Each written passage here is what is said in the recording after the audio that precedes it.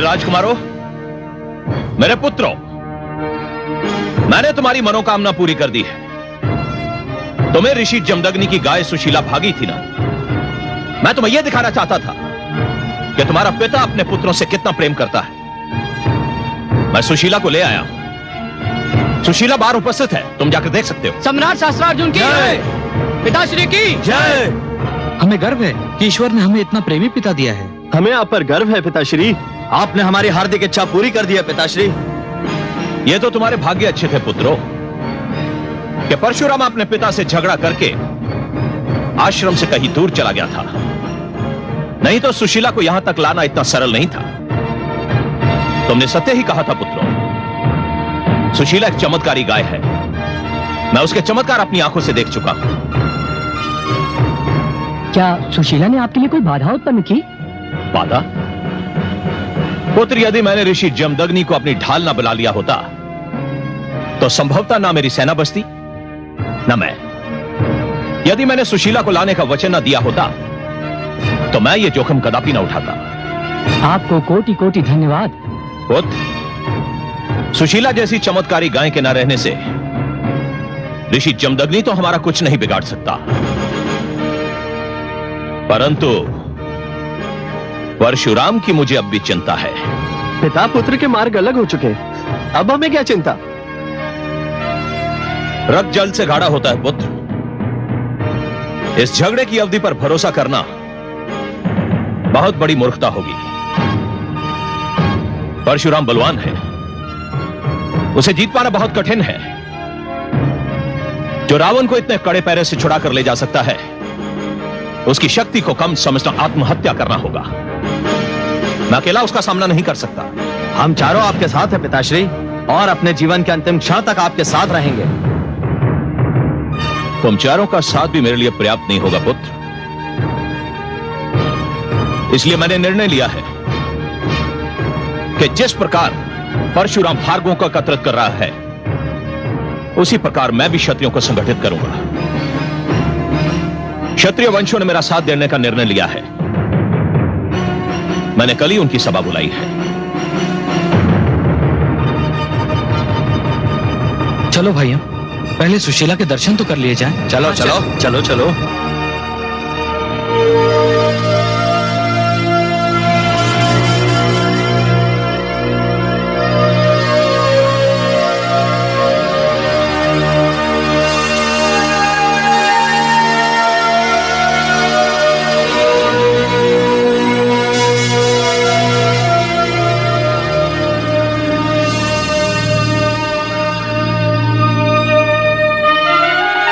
स्वामी, स्वामी, क्या है?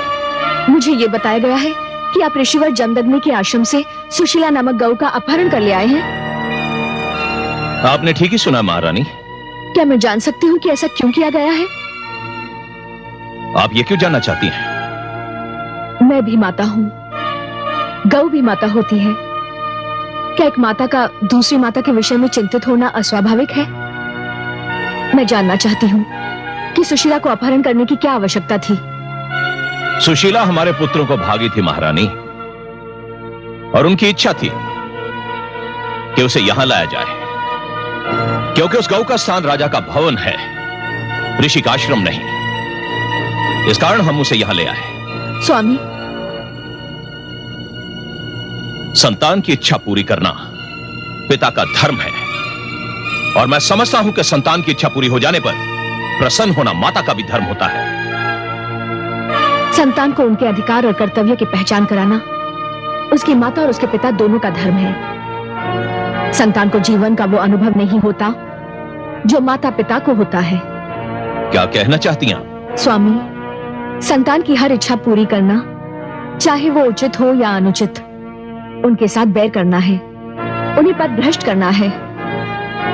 वे तो बालक हैं, उनकी बुद्धि और विचार शक्ति अभी भलीभांति विकसित नहीं हुई है।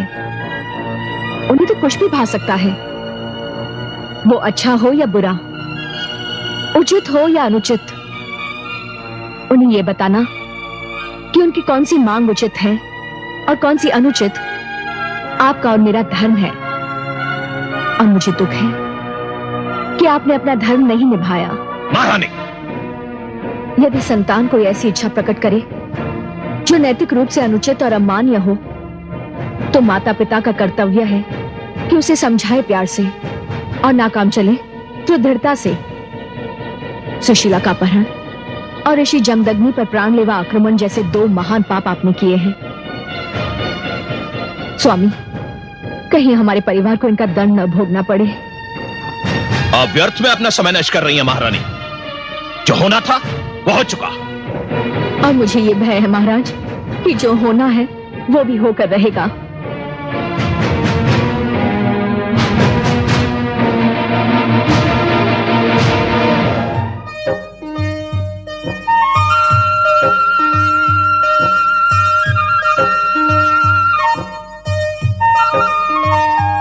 अहो भाग्य हमारे, जो आपने अपने दर्शन दिए। हमारे राजभवन पधार कर आपने हमें कृतार्थ किया देवी। आपने जब हमें आश्रम में 56 भोग का स्वाद चखाया था, हमने उसी समय आपकी महानता के समक्ष शीश नवा दिए थे। जिस प्रकार आपने आश्रम में हमारी इच्छा पूरी की थी, ठीक उसी प्रकार आज भी हमारी इच्छा पूरी करने की कृपा करें। हम चारों भाइयों के लिए 4 ऐसी सुंदर कन्याएं प्रकट करो जिनका यौवन मदिरा के कलश की तरह छलक रहा हो, जिनके मुख चंद्रमा और केश श्रावण की काली घटाओं के समान हो।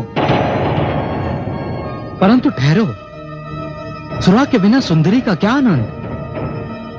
हमें ऐसे सुरा कलश ला कर दो जिन्हें पीकर हम संसार के सारे दुख भूल जाएं। इतना विलंब देवी? रेणुका के कहने पर तो आपने पलक झपकते ही स्वादिष्ट भोजन का प्रबंध कर दिया था। हाँ देवी, ऐसा स्वादिष्ट भोजन तो आज तक हमें अपने राजमहल में भी नहीं मिला।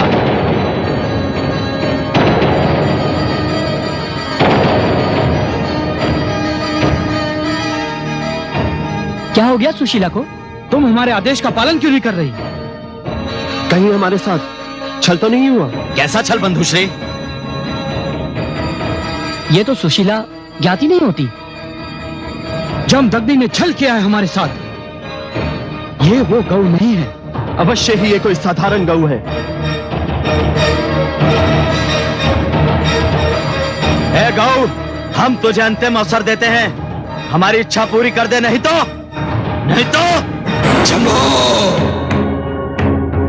दुष्टों, यदि गौ माता को हाथ भी लगाया तो आप लोगों के मृत शरीर धरती पर पड़े दिखाई देंगे।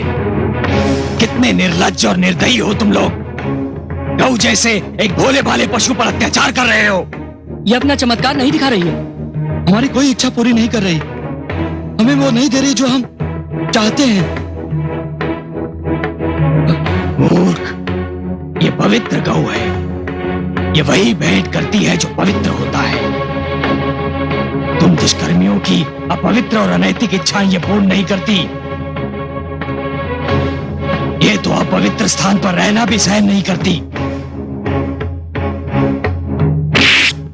मैं तुम्हें इस कर्म का दंड अवश्य देता, परंतु गौ माता सुशीला की उपस्थिति में मैं कोई हिंसक कार्य नहीं करना चाहता। मैं तुम लोगों को अंतिम बार क्षमा कर रहा हूं, ध्यान रहे।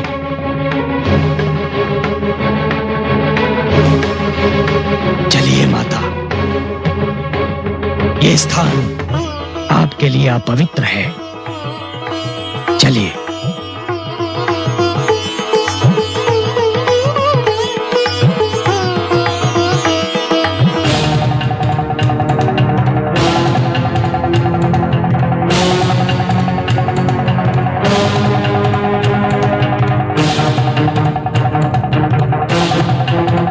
दंड तो अब हम तुझे देंगे परशुराम।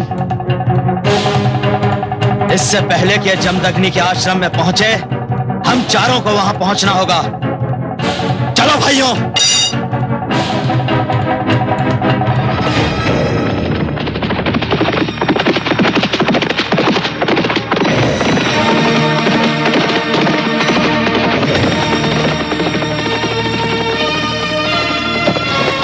क्षत्रिय कुलभूषण राजश्री विश्वामित्र को सूचना दीजिए कि क्षत्रिय सम्राट शस्त्रार्जुन उनसे भेंट करना चाहते हैं। पधारिए सम्राट। गुरुवर संध्या वंदन में व्यस्त हैं। मैं अभी जाकर उन्हें सूचित करता हूँ।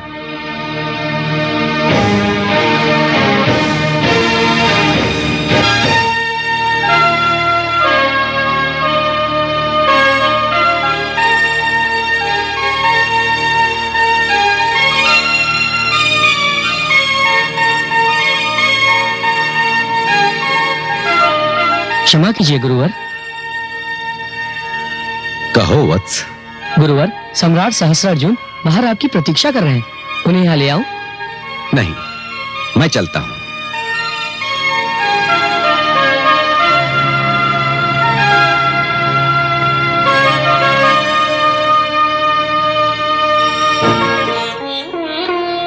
प्रणाम महाराज ऋषि विश्वरथ। प्रणाम महाराज।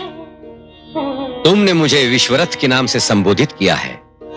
कदाचित तुम तक यह सूचना नहीं पहुंच सकी कि चरित्र और चोले के साथ ही मेरा नाम भी परिवर्तित हो चुका है। अब यह संसार मुझे महर्षि विश्वामित्र के नाम से पुकारता है। संसार आपको चाहे किसी नाम से भी पुकारे ऋषिवर, आप मेरे लिए कल भी क्षत्रिय कुलोत्पन्न ऋषि विश्वरथ थे और आज भी वही हूं। चरित्र और चोला बदलने से जन्म नहीं बदल जाता ऋषिवर, और आप जन्म से क्षत्रिय हो। वह एक भूली हुई कहानी है सहस्त्रार्जुन। यदि तुम चाहो तो इसे मेरा नया जन्म भी कह सकते हो। अब मैं वह नहीं हूं जो था। विचित्र विडंबना है ऋषिवर। लोग समझते हैं कि चरित्र और वर्ग बदलने से धर्म और संस्कार बदल जाते हैं। परशुराम ब्राह्मण होने के उपरांत अपने आप को क्षत्रियों का पालक समझ रहा है, और आप क्षत्रिय होते हुए भी इस बात का अनुरोध कर रहे हैं क्या ब्राह्मण है? अब मैं इस निष्कर्ष पर पहुंच चुका हूं कि इस समाज में सर्वश्रेष्ठ स्थान ब्राह्मण का है। वह आचार्य होता है, विद्वान होता है, गुरु होता है। अतः तुम अपने आने का कारण बताओ। मैं आपको निमंत्रण देने आया हूं ऋषिवर। कैसा निमंत्रण? आपने तो सुना ही होगा कि जमदग्नि पुत्र परशुराम समस्त भार्गवों को एकत्रित कर रहा है हम क्षत्रियों का विनाश करने के लिए। हाँ, मैंने सुना है, और मैंने वो भी सुना है कि जो तुम जैसे तथाकथित क्षत्रियों ने उसके परिवार और समस्त ऋषि समाज के साथ किया है।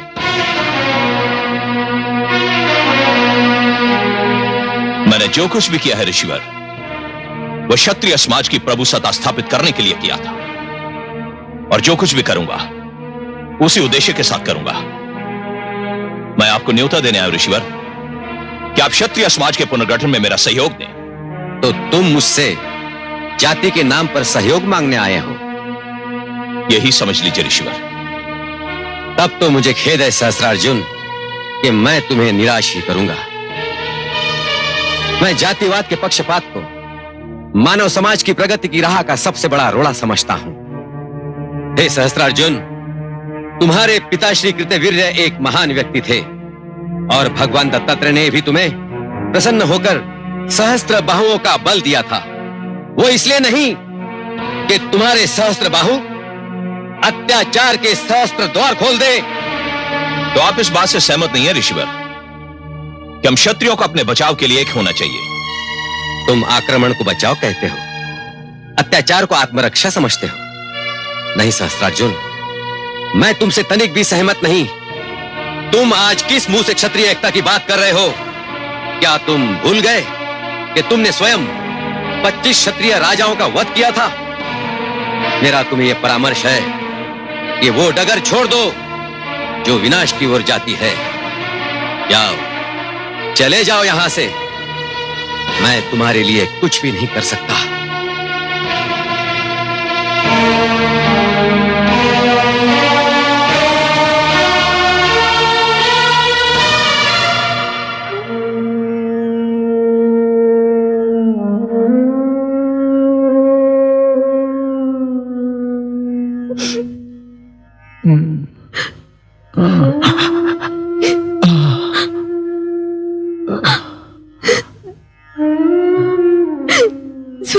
रेणुका, स्वामी, स्वामी, ईश्वर का धन्यवाद।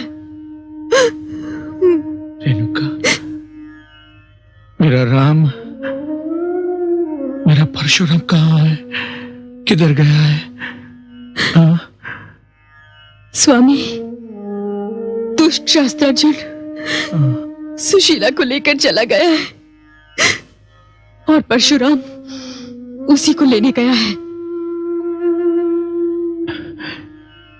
रेणुका, स्वामी, रेणुका, स्वामी, मेरे शिष्य और मेरे शेष पुत्र तो घायल नहीं हुए ना रेणुका?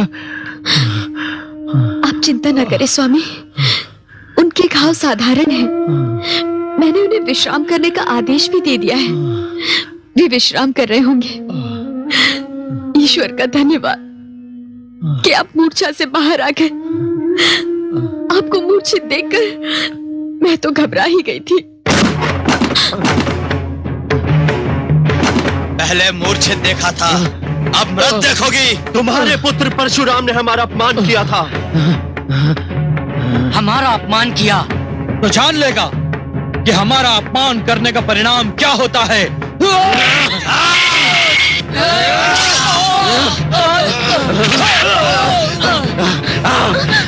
आओ, आओ सब बोलो।